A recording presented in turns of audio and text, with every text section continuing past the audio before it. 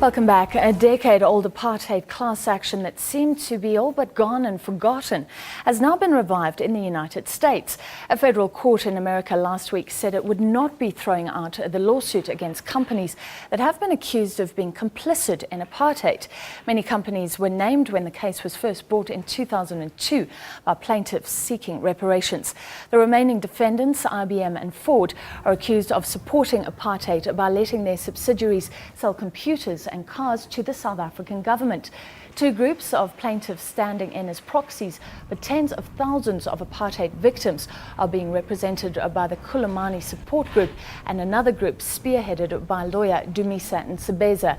The reason the case is being heard in the US is because the Alien Tort Statute allows lawsuits in the country against US companies who violate human rights abroad. The apartheid case was dismissed once more last year, but the legal teams then filed for a review. Well, to discuss, we're now joined in our Cape Town studio by Michael Osborne, who is a member of the New York Bar and acting as part of the Nsebeza Group on behalf of some of those apartheid victims. Michael, good evening to you. It's been a very long road since 2002. Is this real hope for the plaintiffs in the case, or could this just be another victory but on the road to ultimate failure? Yes, good evening, Francis. Certainly it is a victory. There's no other way of describing last week's decision. On the other hand, as your question suggests, it's just another step in the way. It's now been going on for 12 years, and we could well see it going on for another decade. You have the situation where cases like this started after the Second World War and are still in process against corporations that are alleged to have collaborated in abuses in Nazi Germany, for example. Incredible, and apparently some of the plaintiffs have in fact died during the duration of the wait. So, but it will presumably continue. Do new plaintiffs step in? Yes, that's certainly one option, is to bring in new named plaintiffs to keep the flame alive. But certainly there's still enough there to act as proxies until such time as the class is certified. The case brought against Shell, Michael, who was said to be complicit with the government in Nigeria. There was a crackdown there. That was thrown out in the United States, and that seemed to be the end of everything because it set a precedent. How are you getting around that? Yes, people did assume that when the US Supreme Court dismissed the plaintiffs in the Shell case, in the Royal Dutch Shell case, precisely because this was the same statute that was being used in roughly parallel circumstances. The difference, though, with Royal Dutch Shell is that that is a British corporation. I'm sorry, that British Petroleum, the other defendant, was a British corporation. Royal Dutch Shell, as its name indicates, is a Dutch corporation. The situation you have in the United States is that the two remaining defendants, IBM and Ford, are both, of course, American companies. And what the court has held is that where you have the situation where you have American defendants and where the sufficient contacts are shown between the American parent company and the local subsidiary, the case is susceptible to being heard in an American court. Now, this is a preliminary jurisdictional step.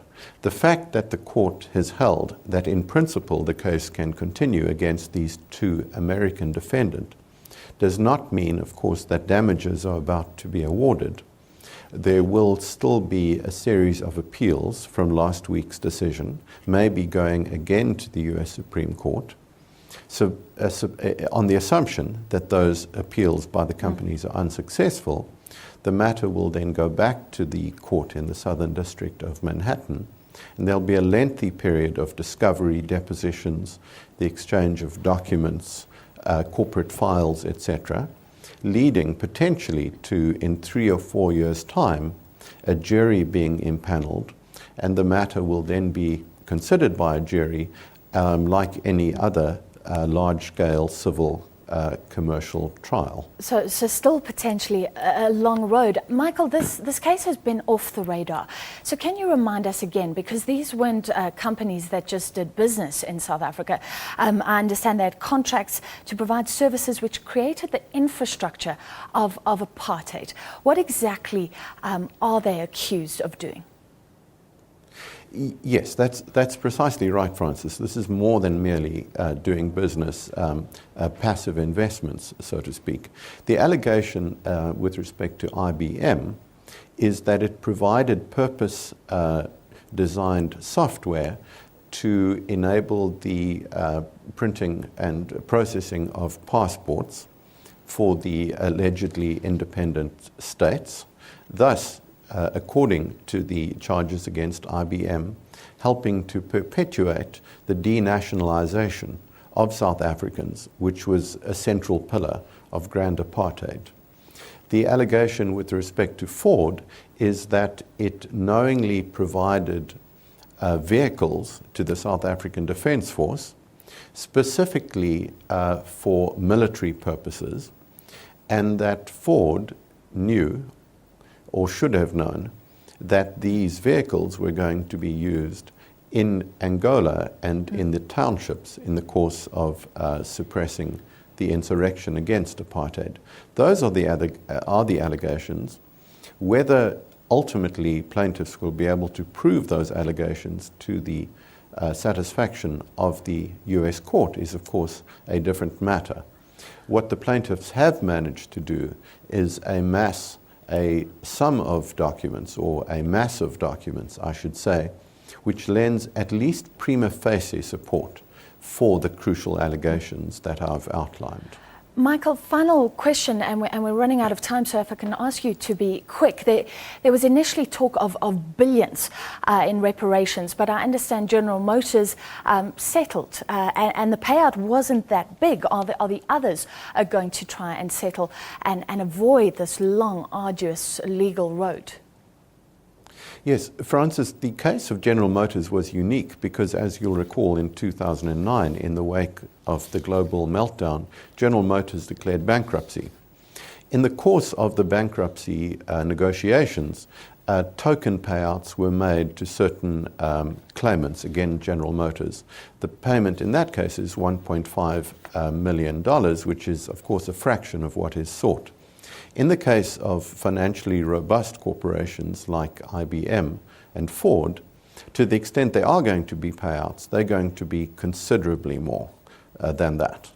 All right, we'll follow closely. Thank you so much for your time this evening. That was Michael Osborne, a member of the New York Bar, who is involved in that apartheid reparations case that is now to be heard once more in the United States.